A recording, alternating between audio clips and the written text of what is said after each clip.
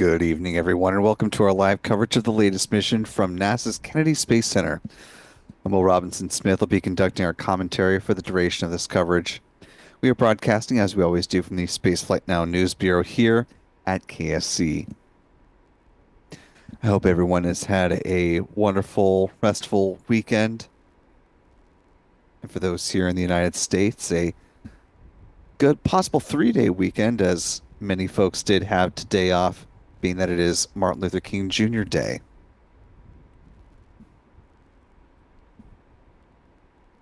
We're currently T-minus 57 minutes, 55 seconds and counting to the planned launch of the fifth mission dedicated to sending up Starlink V2 mini satellites on behalf of SpaceX's own mega constellation.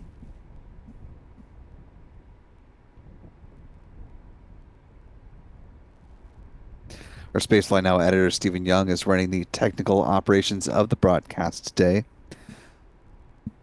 Our photographers, Adam Bernstein, is out in the field getting ready to both track the Falcon 9 rocket and do some still photography as well, having just made his way back from working hard down at Starbase covering the launch of Starship Flight 7. Michael Caine has this evening off, but if you're not already following the fellas over on X, you can find them at their handles that you see here on the screen. Adam is at ABurnNYC, Michael Caine at MD Caine Jr. While you're there, be sure to follow Spaceflight Now simply at Spaceflight Now. You can also find us on Threads, Blue Sky, as well as Facebook.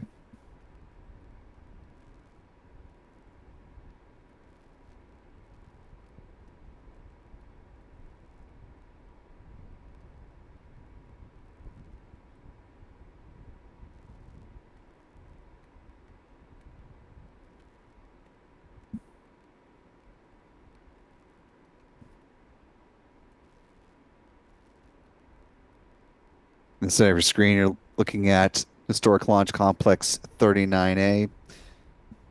On tap tonight, Starlink Group 13-1. SpaceX currently targeting a T0 liftoff time of 12:24 a.m. Eastern Standard Time. For those joining around the world, that is 05:24 UTC. As we're getting things rolling this evening, if you haven't already, you could do us a big favor just by clicking the like button and sharing the stream. It allows the YouTube algorithm to do its thing and bring more folks into this live launch coverage, and that is always greatly appreciated.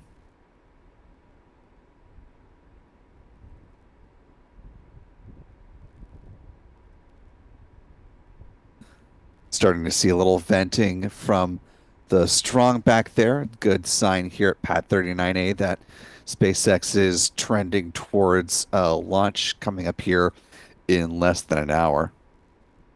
I want to thank our moderators in the live chat for helping us out today. Our thanks to Aussie Space Girl and Callistia Lee.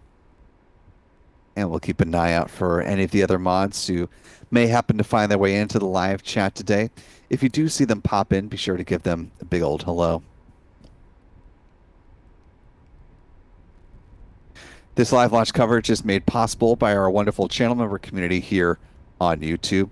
So thanks to folks like Ryan Snyder, Joni Mahoney, Sulfur for Lunch, Butterfly, Sylvia, Mitchell Perkins, and many others. Channel membership comes with a number of perks, including discounts at our online shop, that is shop.spaceflightnow.com. Access to member-only videos here on YouTube, access to our members-only Discord server, and of course the ability to watch all of our live launch liftoff moments from here at the Cape in 4K.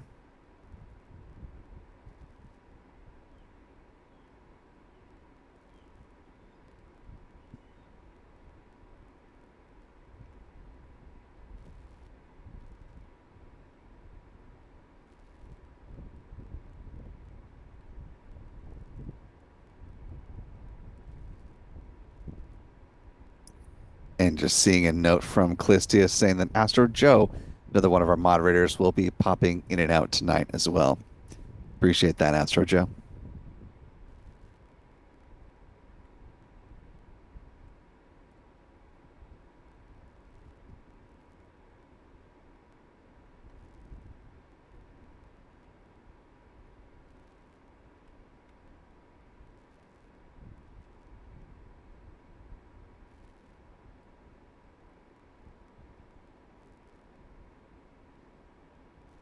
Speaking of our channel member community, want to thank our moderator, Clistia Lee, for gifting 5 Spaceflight Now memberships. Really appreciate that, Clistia. And to our new 5 channel members, welcome aboard. We're glad to have you all with us. If you haven't already, be sure to thank Clistia in the live chat. And we hope you decide to stick around with channel membership.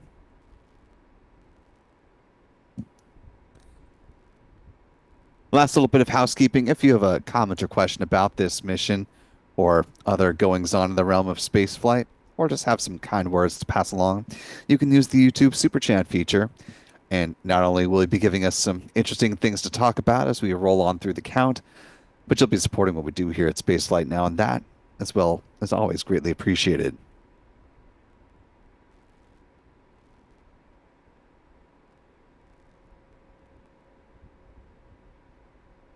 To that end, want to thank Kumar John for a 20 rupee super chat.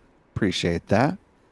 And to Kai for a $5 super chat. Thank you, Kai, who says, I was on the Carnival Mardi Gras departing Grand Turk when Starship's wreckage flew by. Reference for those who may not have seen the photos and video that came out following Starship Flight 7's ascent from Starbase in southern Texas.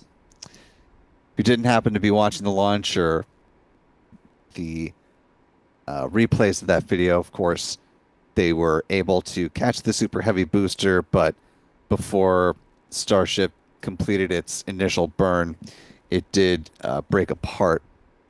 There was quite the visual spectacle over the Turks and Caicos Islands. And apparently Kai happened to be on the Carnival Mardi Gras, one of the home-ported ships at Port Canaveral, when that happened to break apart.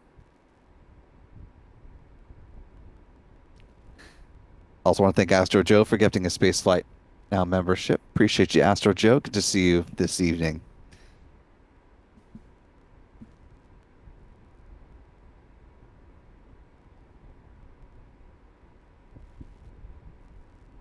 Time now T-minus 50 minutes, 53 seconds and counting to the planned liftoff of the Starlink 13-1 mission. Also, just about 12 or so minutes away from the point at which the SpaceX launch director will nominally make a call on the start of prop load. SpaceX takes its poll electronically, so if they feel like they're in a good position to do so, they can step into that poll a little bit early, but generally speaking, T-minus 38 minutes is when that gets underway. SpaceX is running its countdown from the Hangar X site here at the Kennedy Space Center. It's where they refurbish Falcon boosters and prepare them for future flights, as is the case with the booster that we are hopefully going to be seeing fly in just a little more than 50 minutes. We'll talk more about that later in the broadcast. SpaceX also has support for this mission, in part from the control room at their headquarters in Hawthorne, California. Once again, tonight's launch, this overnight flight of the Falcon 9, targeting a liftoff from Pad 39A at 12:24 a.m. Eastern. That is 05:24 UTC. If needed, SpaceX does have additional backup opportunities that last until 4:11 a.m. Eastern, or 09:11 UTC. And if none of those pan out, if there's a weather or technical issue that keeps the Falcon 9 grounded tonight, they do have a 24-hour backup opportunity tomorrow. That is Wednesday morning. That begins at 1:07 a.m. Eastern, 06:07 UTC. The skepticism in my voice with that backup opportunity comes from the weather, which we'll pivot to right now. Weather tonight is somewhat of a mixed bag for SpaceX. 45th Weather Squadron forecast an 85% chance of favorable conditions at liftoff at the beginning of the window. However, that does deteriorate to just 40% by the window's end. Launch weather officers cite the thick cloud layers rule as well as the cumulus cloud rule as their primary concerns for a liftoff tonight. However, in that 24-hour backup scenario that I was just alluding to, things deteriorate quite dramatically. Just a 10% chance of favorable weather at liftoff in a 24-hour backup situation, with things like the disturbed weather rule, the thick cloud layers rule, and liftoff winds all playing into their forecast tomorrow. Liftoff winds in a backup scenario tracking between 30 and 35 miles per hour. Take a look out at the radar now. You can see some of that weather moving across the state of Florida there in the Panhandle.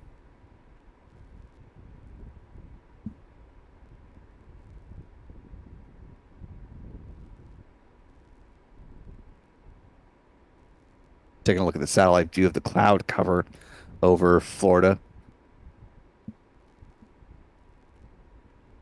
Primary concern, of course, for launching a rocket through thick clouds or particularly clustered cumulus clouds is that the rocket can potentially generate its own lightning, which would, of course, be dangerous to both the mission as well as the public if that were to happen.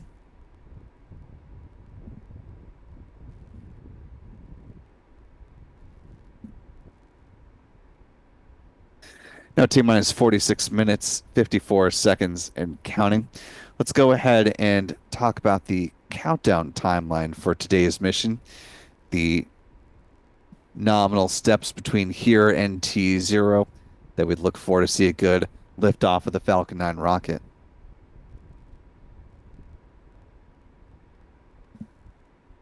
As we mentioned, the fueling process starts when the pole is taken around the T-minus 38-minute mark.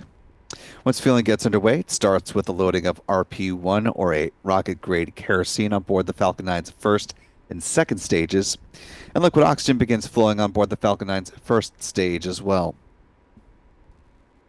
T-minus 30 minutes, they begin loading a cryogenic helium onto the pressure vessels for the Falcon 9's first stage. Helium is important because it's used to pressurize the main propellant tanks during flight. Same will happen on the second stage a few minutes thereafter.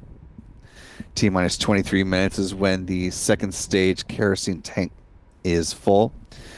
T-minus 20 minutes and 50 seconds, the strong back chill down process begins.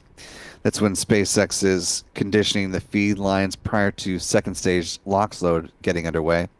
Here at Pad 39A, we see that visually manifest with the so-called big vent right around T-minus 20 minutes and 30 seconds.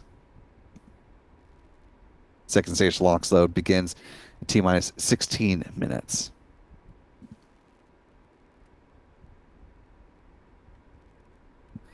Rolling along, T-minus 7 minutes is when the chill down of the 9 Merlin engines gets underway. That process involves flowing a small amount of liquid oxygen through the plumbing and turbopumps, and it helps protect the engines from the risk of thermal shock and damage during the startup sequence. About 6 minutes before liftoff, the first stage kerosene tank is full. Then at T-minus 4.5 minutes, we'll see the strong back retract sequence begin. It starts with the pressurization process, and then the clamp arms just beneath the payload fairings will open up, and the transporter erector, that tall white structure that is parallel to the Falcon 9 rocket, that will recline back a few degrees away from the Falcon 9 rocket, stay in that position until liftoff, at which point it'll pull back in a much more rapid fashion to clear the way for the vertical climb of the Falcon 9. T-minus 3 minutes is when the first stage liquid oxygen tank is full. Same is true on the second stage about a minute after that, at which point the Falcon 9 will be fully loaded with 1 million pounds of propellant. In the final 60 seconds, as we hear the call that the Falcon 9 is in startup, control of the countdown is being handed over from the ground sequencer to the Falcon 9's onboard flight computers, and the propellant tanks are brought up to flight pressure. SpaceX launch director will give their go for launch T-minus 45 seconds. The engine ignition command is issued at T-minus 3 seconds. And if all 9 Merlin engines are healthy and ignite, the command will be given for the hold down clamps to release the Falcon 9 rocket for a T0 liftoff. Coming up in T-minus 43 minutes, 36 seconds and counting. Targeting that liftoff at 12:24 a.m. Eastern, 05:24 UTC.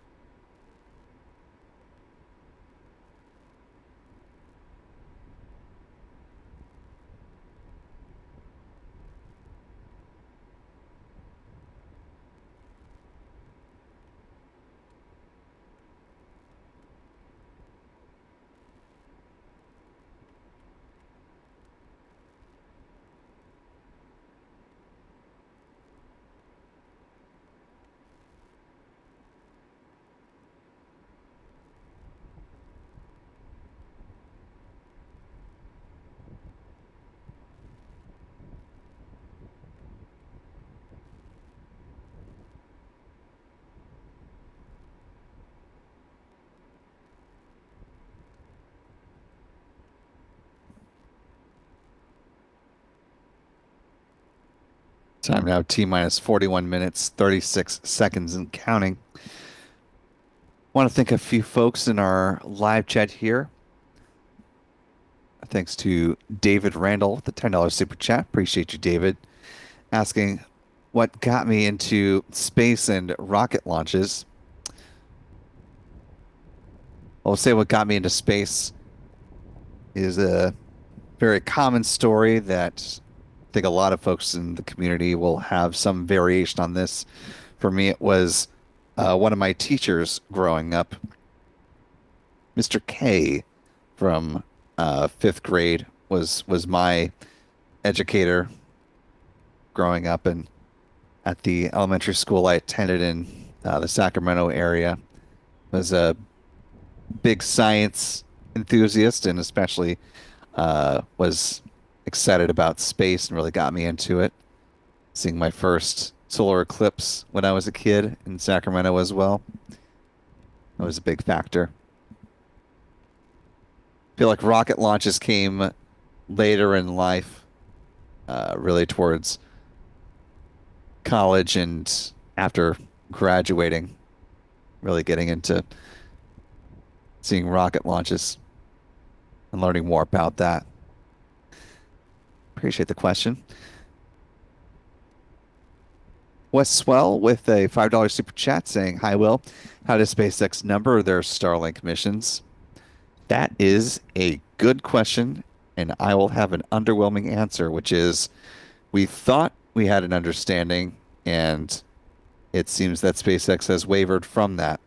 For a while, they were putting their West Coast launches as the odd numbered groups. So you noticed recently Starlink Group 9 dash whatever, whatever was launching from the West Coast. And over here we had Starlink Group 6 dash fill in the blank, 12 dash fill in the blank, 10 dash fill in the blank.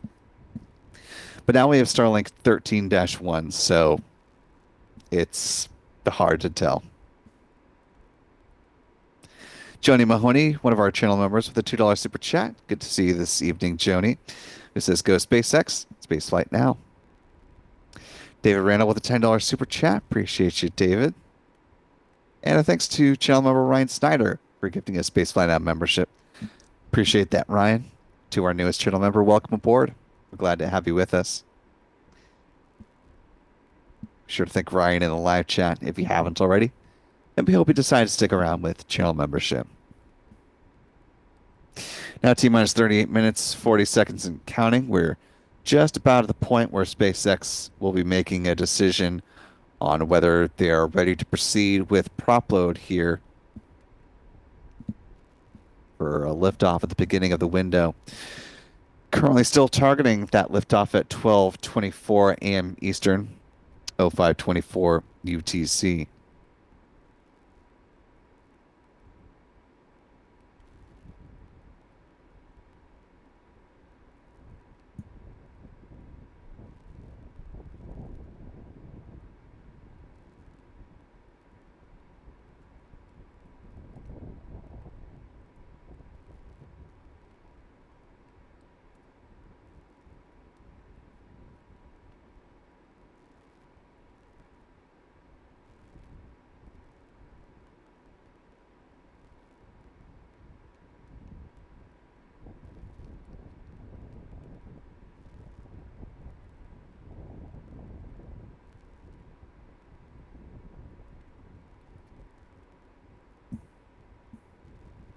Now, T minus 37 minutes, 26 seconds and counting. As we are awaiting the start of fueling for this Falcon 9 rocket, let's go ahead and talk about where it's planning to go once it leaves the pad. Let's talk a little trajectory, shall we? Similar to the most recent launches we've seen from here in Florida, Starlink missions heading to Group 6 and Group 12, this Falcon 9 rocket will also be flying on a southeasterly trajectory once it leaves the Sunshine State, following that green arc there on your screen. The first stage booster, tail number 1083 in the SpaceX fleet, will follow the red arc and target a touchdown on the SpaceX drone ship called a short fall of gravitas. If successful, this will be the 95th booster landing for that particular drone ship and the 399th booster landing for SpaceX to date as well. B-1083 will be making its eighth launch and targeting its eighth landing so far in its history. SpaceX is working to certify its first stage boosters for up to 40 flights apiece. So far, the launch leader remains B-1067, which is flown a total of 25 times.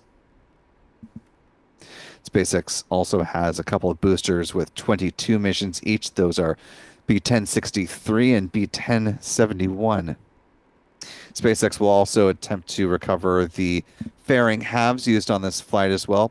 They save about $6 million per recovery effort, so it's an important part of their business model to do this. They gently splash down in the waters of the Atlantic Ocean under the support of steerable parachutes. They'll be brought aboard a recovery vessel, brought back into Port Canaveral, then to Cape Canaveral Space Force Station, where they will be examined, refurbished, turned around for future flights. Well, SpaceX doesn't often talk about the flight history of these payload fairings. So far as we recall, the most flown fairing have, as was recently described, flew for a 22nd time.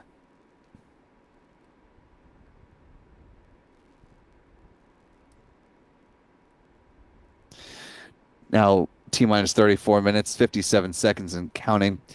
At this point, if SpaceX has in fact pulled that they are go for the start of prop load, that process is getting underway right now. Fortunately, this booster has only flown 8 times, so we've got a pretty good vantage point on the booster section here. Still could see the SpaceX lettering quite distinctly, and that'll give us a pretty good indication on what we're watching for the start of fueling. Also, not a lot of heat distortion tonight, which is also really helpful in this process.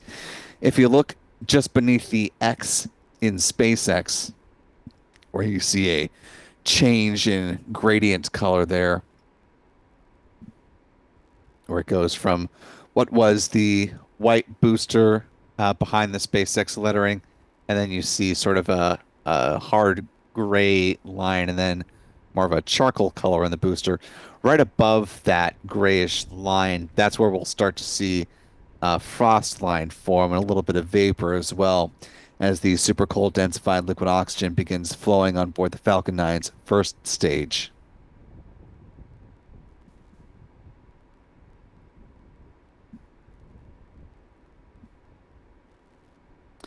SpaceX doesn't often these days post about the start of fueling, so this is the visual indication that we're looking for, a good way for everyone to be able to see when fueling has begun.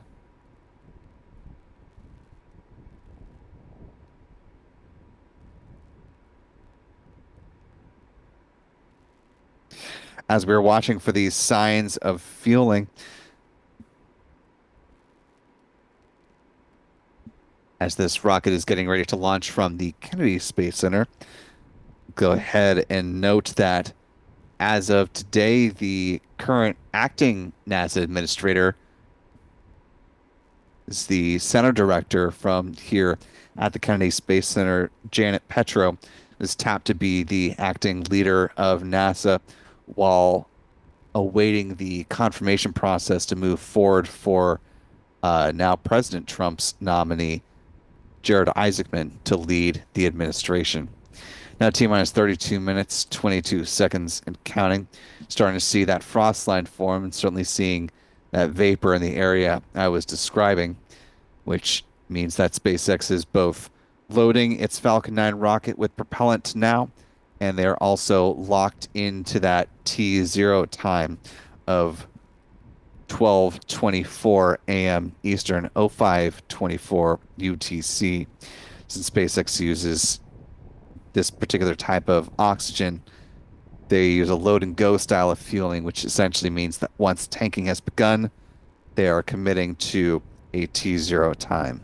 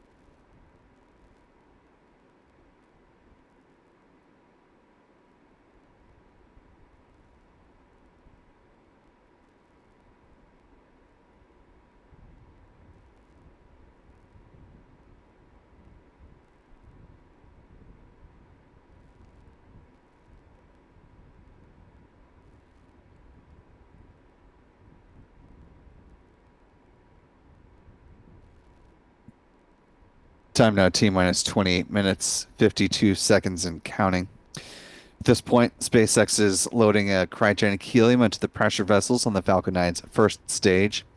Helium is used to pressurize the main propellant tanks during flight. Same will happen on the second stage in just a few minutes.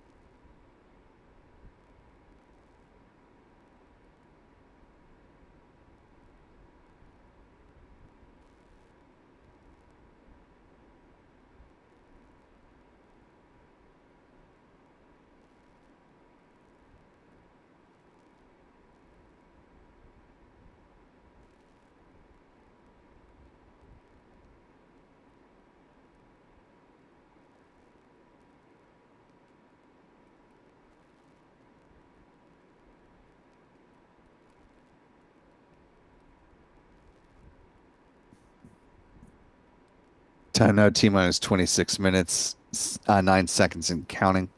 Want to thank the 3,300 plus of you who are joining with us in the overnight hours here tonight. Just a couple minutes shy of midnight here on the East Coast. If you haven't already, you could do us a big favor just by clicking the like button. Lots more folks to find their way into this live launch coverage with now just about 25 minutes left to go. Turning to our live chat, I want to thank channel member Barbara Wells for our very generous $20 super chat. Appreciate that, Barbara. Barbara says, congrats to all team involved. Godspeed. Shout out to the volunteers of the Space Force Missile and History Center Museum. And yes, for those who have not had the opportunity to check out the museum there at Hangar C, they do a wonderful job with the items that have been curated there. Just outside of the Cape Canaveral Space Force Station, there's also the Sand Space History Museum as well. Great opportunity to learn about the many launch complexes around Cape Canaveral that are both currently in use and were important in the missile defense history of the Cape as well. Well, speaking of history of large flying objects, let's go ahead and talk about the booster history for tail number 1083, which is supporting today's Falcon 9 launch.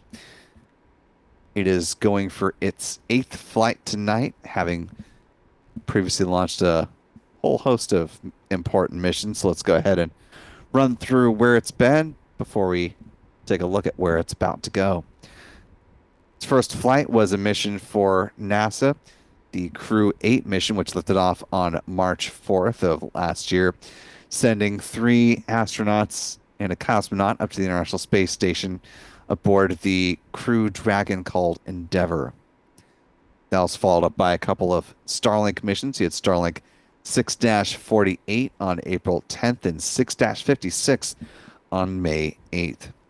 That was followed up by another crewed mission, this time a free-flying Dragon flight. Of course, we're talking about Polaris Dawn, which launched on September 10th aboard the Crew Dragon Resilience. Resilience will be back in action very shortly in support of the Fram 2 mission. It's coming up here in the late winter, early spring timeframe.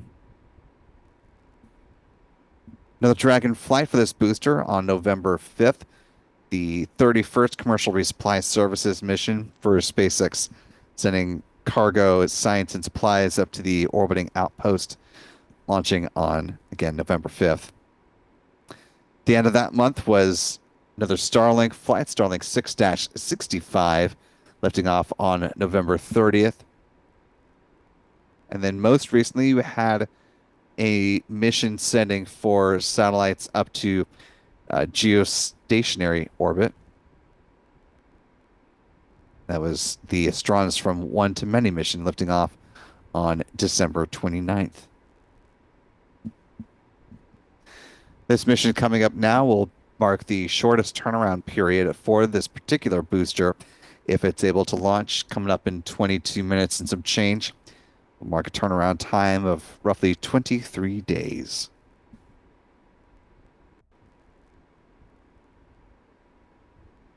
Now T-minus 22 minutes and counting.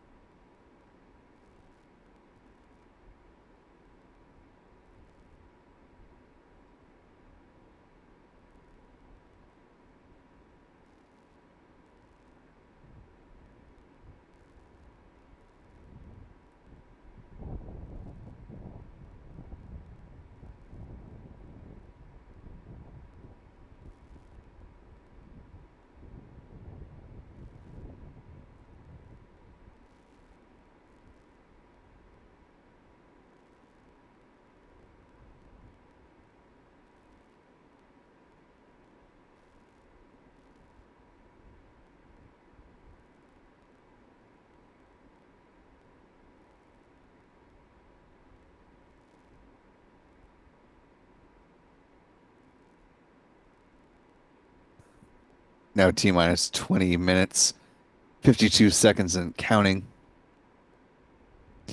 The conditioning of the feed lines at the pad are just now getting underway. We should see that manifest as the so-called big vent here in less than 10 seconds.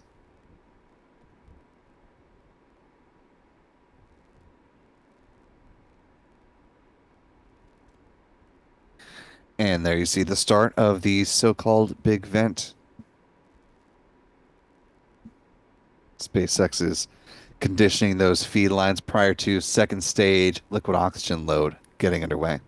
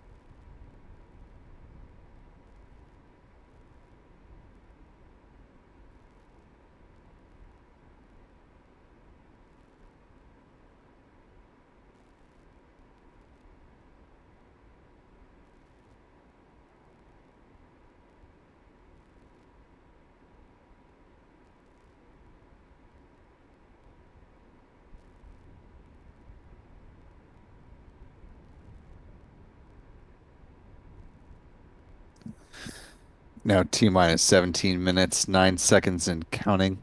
This venting will taper off here in just a little more than 30 seconds. SpaceX will begin loading liquid oxygen on board the Falcon 9's second stage at about T minus 16 minutes.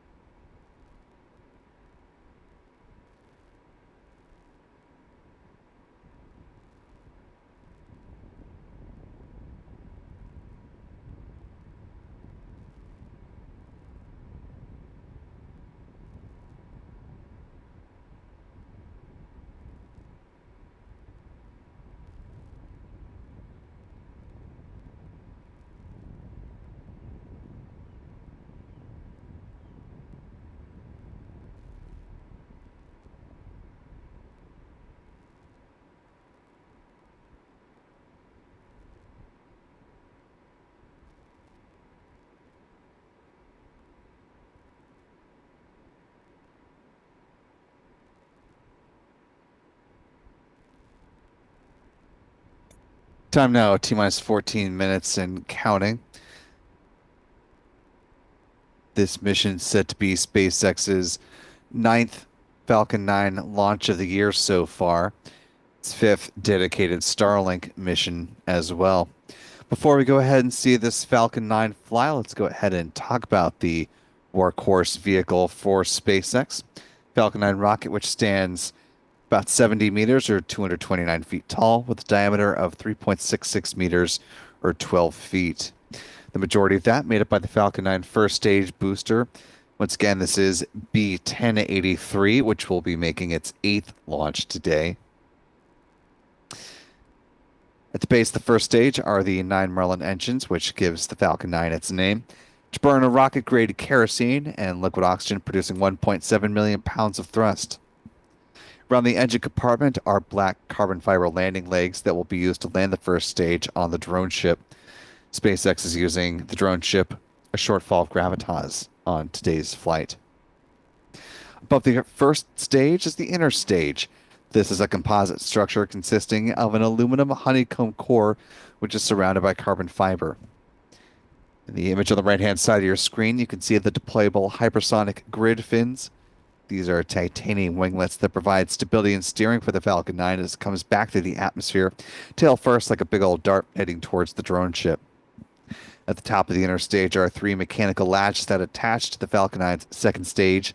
And at first stage main engine cutoff, high-pressure helium is used to release those latches, and 4 pneumatic pushers ensure a clean separation. Also, The second stage engine nozzle is housed safely inside the first or this interstage adapter until stage separation. Speaking of that second stage, the upper stage of the Falcon 9 rocket, powered by a single modified Merlin engine called a Merlin vacuum engine or an MVAC engine. It's equipped with a large nozzle which is optimized for burns in the vacuum of space, hence the name. It produces more than 220,500 pounds of thrust, and it will be fired twice on today's flight to place the 21 Starlink satellites into their intended orbit. The MVAC engine burns the same propellant mix, that being RP1 and LOX, like the first stage. Following satellite deployment, there will be a third burn of the upper stage as a deorbit burn, helping to drive the upper stage back into the atmosphere where it will burn up, helping to eliminate the risk of creating any unnecessary space debris on this mission. Finally, at the top of the Falcon 9 stack are the payload fairings, which encapsulate the 21 Starlink satellites. The fairings are made up of a carbon composite material standing 13.1 meters or 43 feet tall and are 5.2 meters or about 17.1 feet in diameter. Two fairing halves will be recovered a little bit further downrange from where the first stage lands on the drone ship, a shortfall of gravitas. They gently splash down to the waters of the Atlantic Ocean under the support of steerable parachutes.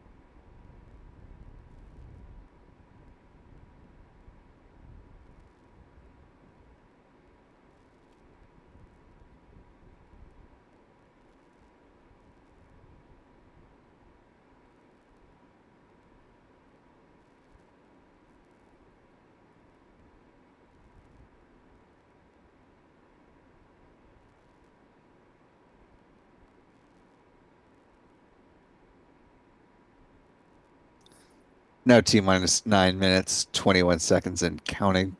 Talked about the countdown timeline at the beginning of the broadcast. Let's go ahead and pivot now to the launch timeline, the list of nominal events that we are expecting with a good departure of the Falcon 9 rocket from Launch Complex 39A here at the Kennedy Space Center.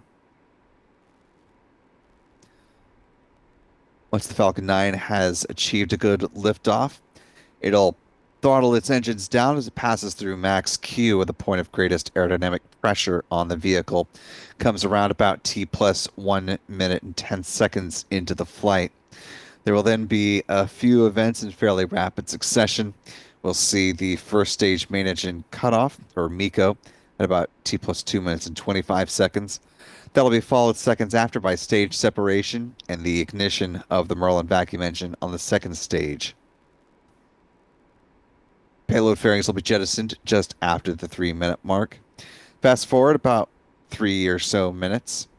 The first stage entry burn, set to last about 28 seconds in total, begins at T plus 5 minutes and 59 seconds into the flight. It'll help dramatically slow the first stage down as it makes its way towards the drone ship shortfall of gravitas. The landing burn, using just one of the Merlin engines, will begin at T plus 7 minutes and 48 seconds with a planned touchdown at T plus 8 minutes and 10 seconds. The Merlin vacuum engine will conclude its first burn a little more than 8.5 minutes into flight. It'll then enter into a coast phase until about T plus 54 minutes and 6 seconds. There will be a brief 2-second burn to help circularize the orbit. Then the Starlink satellites will be deployed at T plus 1 hour, 5 minutes, and 15 seconds, assuming all goes well with the mission to that point.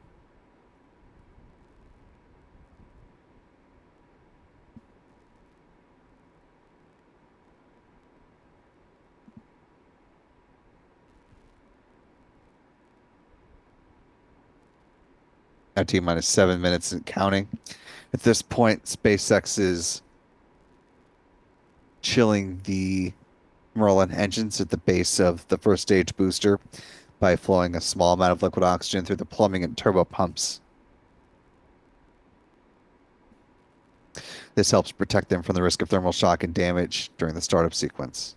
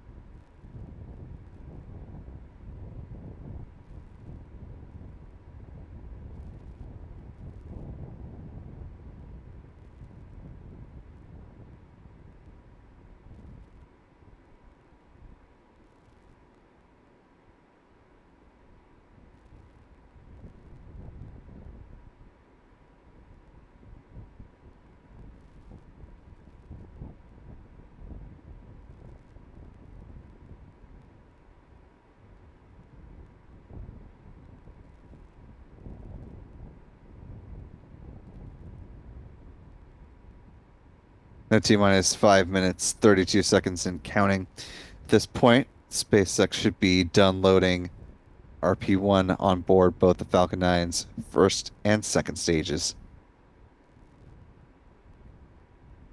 Should be getting pad level views of the Falcon 9 rocket here in the next several seconds. SpaceX is preparing to pressurize for a strong back retract to get underway.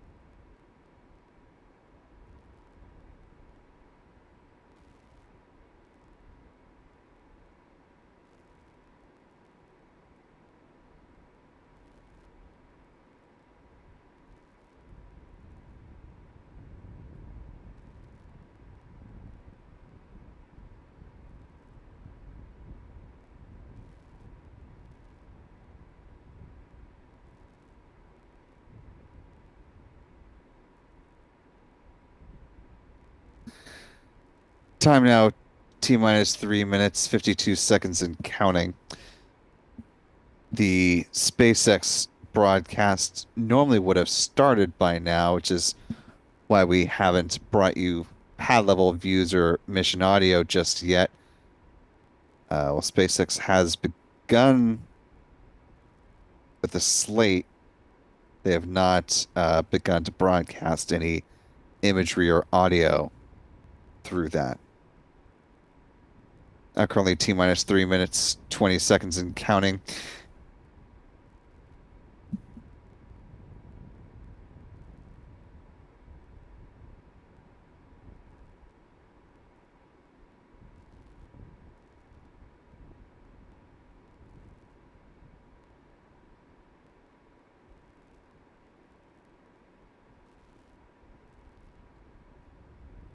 Strongback has pulled back from the Falcon 9 rocket. You can see it's a little bit tilted away just by a few degrees. At this point, SpaceX will concluded loading oxygen on the Falcon 9's first stage. We're awaiting the conclusion of second stage LOX load coming up here in the next 30 or so seconds. At that point, the Falcon 9 will be fully loaded with 1 million pounds of propellant and ready for a liftoff.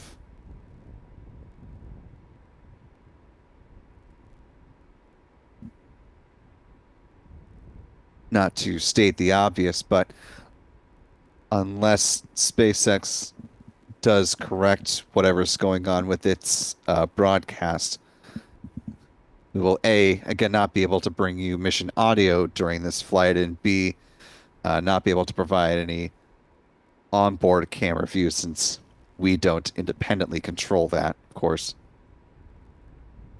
Now less than 2 minutes to go to liftoff.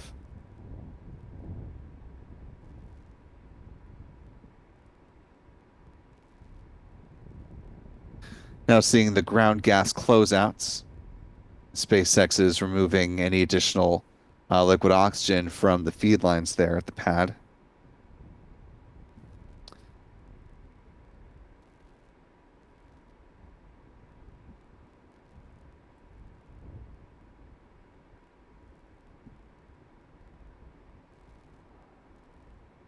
Coming upon a minute to go before liftoff.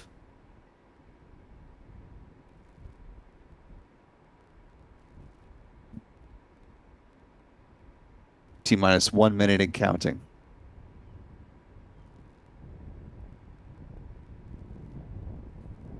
At this point, the Falcon 9 is in startup.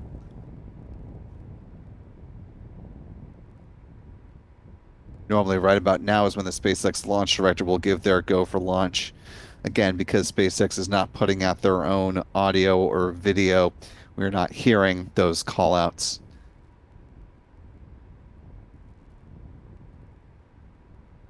30 seconds and counting.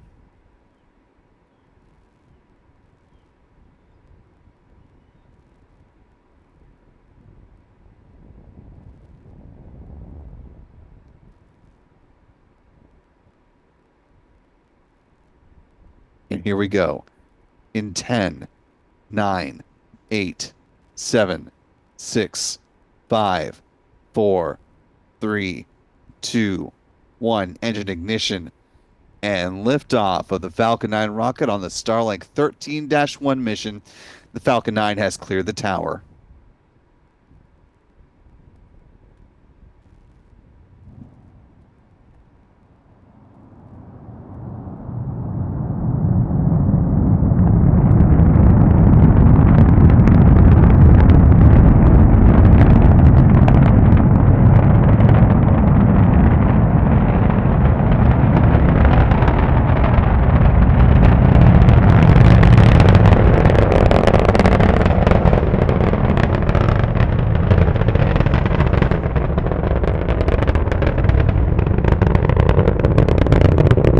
Now 46 seconds into flight. Again, because SpaceX, for whatever reason, not providing live pictures of the Falcon 9 rocket, and given the cloud cover here, unfortunately, the Falcon 9 has gone into the clouds. We'll continue to track the mission milestones, though, as we continue on for this first phase of flight.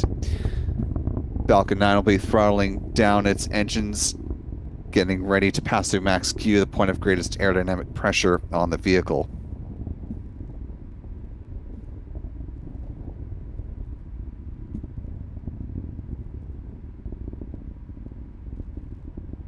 At T+1 minute 30 seconds into flight. In the next few seconds, SpaceX will be conditioning the Merlin vacuum engine on the second stage in preparation for its ignition.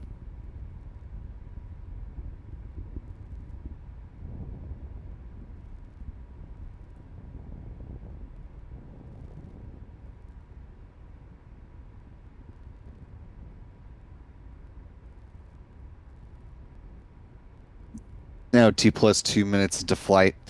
Coming up on a few different events in fairly rapid succession. We'll have first stage main engine cutoff in T+2 minutes 25 seconds. It'll be followed by stage separation and then the ignition of the Merlin vacuum engine.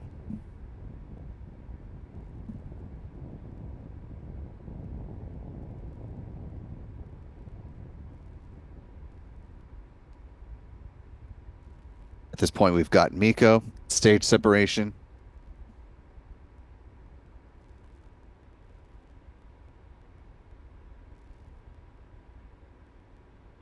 Main engine cutoff. Stage separation confirmed.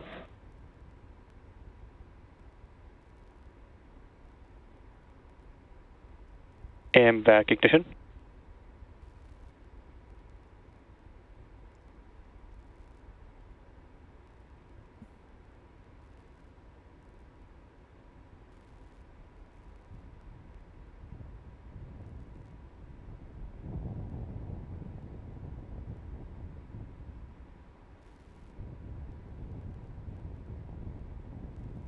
Now T plus 3 minutes, 18 seconds and counting. Fairing deployment here in just a moment. Fairing separation confirmed.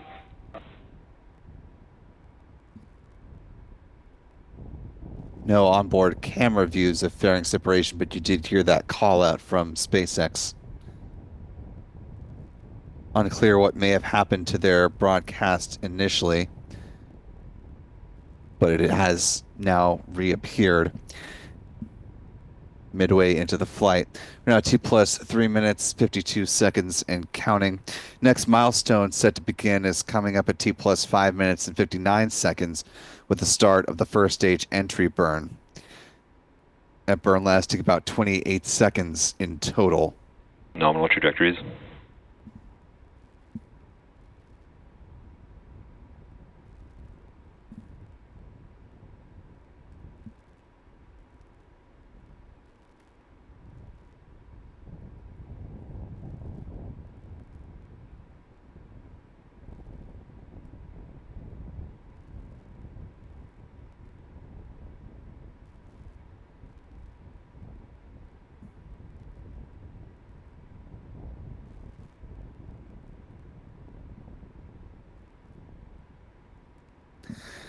No, T plus 4 minutes, 46 seconds and counting. Going out in a little bit of a speculation limb here, but as you noted earlier in the broadcast, there are 21 Starlink satellites on board this particular Falcon 9 flight. Those who are with us for the previous launch attempt from out at Vandenberg will note that there were 27 V2 mini Starlink satellites on board that particular Falcon 9 rocket that was getting ready to launch. However, errant plane in the area scrubbed that launch attempt on Sunday. That being said, SpaceX has appeared to begun flying its optimized Starlink V2 mini satellites, which are considerably lighter than the previous version of the Starlink V2 minis. So we're approaching the 6-minute mark. Noteworthy that we have not seen any upper stage views of the Falcon 9 rocket at this point, which, given previous launch patterns, could suggest, and I put a giant asterisk next to could, but it could suggest that this flight may also contain some Starshield satellites, which of course are the government variant of the Starlink satellite and proprietary for the government. Stage 1 entry burn startup. Stage 1 FTS is saved. Good start of the entry burn. This burn lasting about 28 seconds in total. Also worth noting some of the other things that are absent from the SpaceX feed. You'll notice there is no well, actually, now that I say that, there now is telemetry that is at the bottom of the screen. Stage 1 entry burn shut down. Absent. Well, a timeline, sorry, not telemetry. You'll notice that is absent from both the left and the right-hand side of your screen. The left is where we normally see the telemetry for the first stage. On the right-hand side in the bottom corner. Stage 2 FTS is saved. Speaking of the second stage, is where we will see normally the telemetry for the second stage. Also, just a quick bit of housekeeping since I wasn't able to address this earlier. You'll notice that the clock in the upper right-hand corner of the screen, ours different from what you're seeing in the SpaceX feed. It's because ours has been in real time. What's coming in from SpaceX is on a slight delay. Stage 1 transonic. Falcon 9 first stage booster now traveling below the speed of sound. Again, not seeing any telemetry data being provided by SpaceX, which is normally the case. Coming upon the start of the landing burn. To begin here in just a few seconds per the SpaceX clock. Stage 1 landing burn.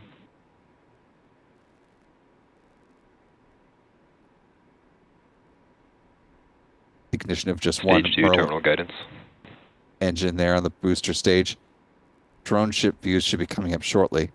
Landing leg deploy.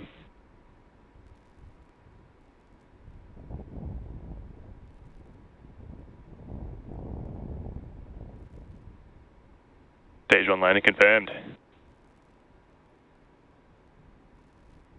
And for an 8th time, a good landing of that first stage booster.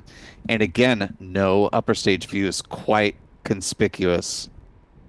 Going instead to Mission Control in Hawthorne, California. And someone waving in the background, actually, a few people waving in the background there on the SpaceX broadcast. Again, no mention from SpaceX heading into this mission that there were, in fact, Starshield satellites on board this mission.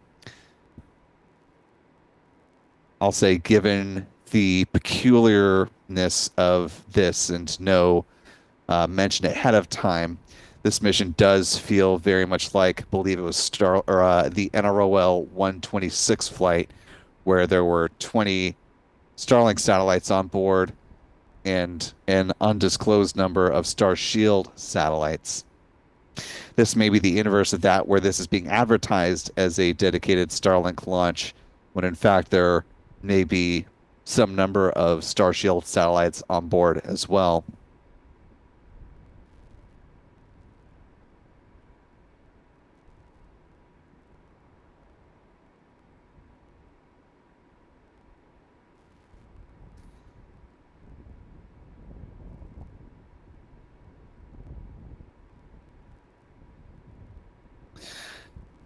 To put this in some greater context of Starlink missions that we've covered in the past, of the most recent flights from Cape Canaveral, when there have been just Starlink satellites, the last time we saw a batch of just 21 fly as the actual total number of Starlink satellites was when there were 13 that had the direct-to-cell capability on board. From SpaceX, there's been no mention of direct-to-cell being a part of this particular shell for the Starlink constellation, this 13-1 group. Also, no mention of that being a part of this particular mission. Typically, if a group of Starlink satellites from the Cape will launch, even in the older, heavier version of the Starlink V2 mini satellites, there would be 24 on board, is the most we've seen from previous full Falcon flights. So given that they are apparently transitioning to the optimized V2 mini, which are lighter and can fit, according to SpaceX, up to 29 of these optimized V2 minis on board, the fact that they only noted 21 were flying here suggests that there may be some additional satellites on board that, for some reason, for some customer, were decided not to disclose. So keep your eyes peeled for any updates on social channels from groups like the NRO, the National Reconnaissance Office, or from SpaceX, or potentially from the U.S. Space Force, for any further updates on what additional satellites may have been on board this particular Falcon 9 flight.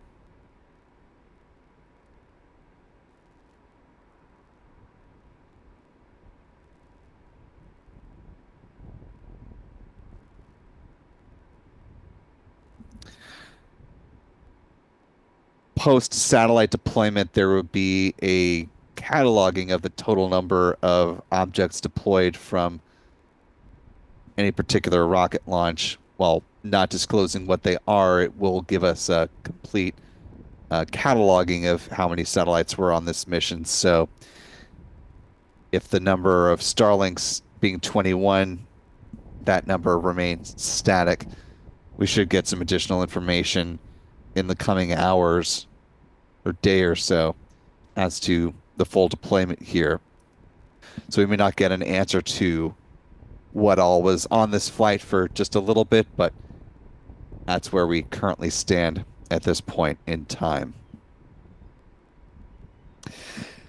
As we begin to wind down what has been an interestingly more dynamic Starlink mission than I think any of us were expecting at the outset. We'll go to our mission stats in just a moment, but first want to thank a few folks for their support of our coverage tonight. Our thanks to channel member Nelson Reyes for gifting 5 Spaceflight Now memberships. Appreciate that generosity, Nelson. To our 5 newest channel members, welcome aboard. Glad to have you with us. Toby Wilby, another channel member with a very generous $20 super chat and some kind words saying, "Say it, Will is the best announcer ever." Appreciate the sentiment. I will very humbly disagree. I will not brag on myself. But thank you. Cindy Kirkman with a $10 super chat. Thank you, Cindy.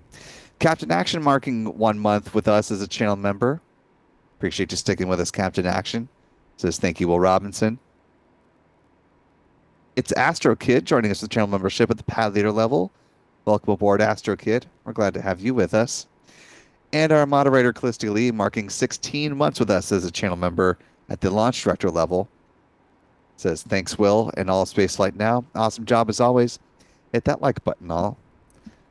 And yes, for those who are not able to be with us for the live rendition of the coverage, hitting the like button still helps, as it will allow folks to find this as a launch replay in the future. Turning now to our mission stats as they currently stand. This was the 8th Falcon flight for the Falcon 9 booster B1083. This was the 426th Falcon 9 launch to date, the 9th Falcon 9 launch of 2025.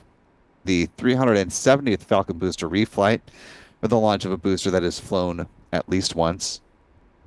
This is SpaceX's 9th orbital launch of the year so far, the 134th orbital launch within the last 365 days. This was the 101st orbital launch for SpaceX from Pad 39A, and the 195th overall orbital launch from this pad as well.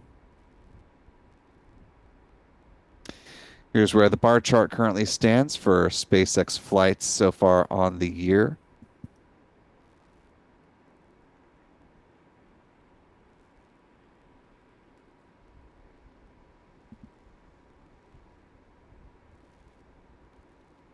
Moving on to some recovery stats. This was the 94th landing on the drone ship, a shortfall of Gravitas. The 318th SpaceX drone ship landing, and the 399th overall SpaceX booster landing to date. Finally, with some industry stats, this was the 8th orbital launch from Florida this year, the 10th from U.S. soil, the 10th from U.S. Rocket Company, and the 14th overall launch attempt from around the world. So far, 0 launch failures, albeit, of course, a secondary objective from Blue Origin was to land its first stage booster on its landing vessel, Jacqueline. Was unsuccessful in that, but did succeed in getting its payload to the correct orbit. Here's where the pie chart now stands on this still very young 2025. With a strong back going up here at Path 39A, that's going to go ahead and wrap things up for us. Look for Starlink satellite deployment around T+1 hour, 5 minutes, and some change. And of course, because SpaceX scrubbed the launch attempt of its Starlink 11-8 mission from out of Vandenberg Space Force Base, we have that as our next launch coming up here tomorrow morning. Looking for a liftoff there at 7:24 a.m. Pacific, 10:24 a.m. Eastern, 15:24 UTC. We'll have live coverage here on the YouTube channel beginning about 30 minutes prior to the liftoff of that Falcon 9 rocket over on the West Coast. Want to thank our photographer, Adam Bernstein, for helping to track the Falcon 9 tonight and for doing some still photography as well. Our thanks to moderators Callisti Lee, Aussie Space Girl, and Astro Joe for helping out in the live chat. Thanks to our Spaceflight Now editor, Stephen Young, for running the technical operations of the broadcast.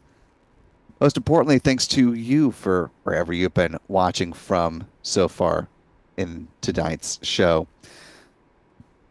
We appreciate your support and your interest, and we look forward to welcoming you back with more live launch coverage as the week rolls on. For all of us here at Spaceflight Now, I'm Will Robinson Smith. Remember, be good to yourselves, be good to others, and we will see you next time, folks. And until then, bye-bye.